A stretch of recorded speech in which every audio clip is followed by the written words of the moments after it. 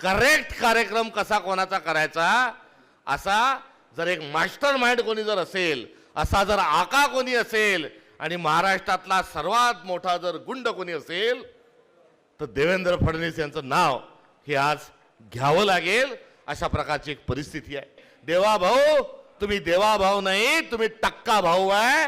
टक्का भाऊ, टक्का मिळत नाही तोपर्यंत तुमचा पेन हा सही करायसाठी पुढे चालत नाही.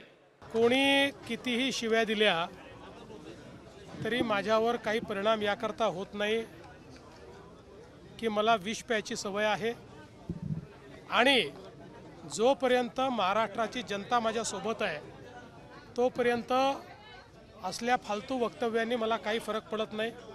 दुसरं, तुम्ही ज्यांचं नाव घेतलं काय हर्षवर्धन सपकाळ, त्यांना काँग्रेस पक्षातच कोणी सिरियसली घेत नाही, त्यांच्या जिल्ह्यात तालुक्यात देखील कोणी सिरियसली घेत नाही. तुम्ही का सिरियसली घेता?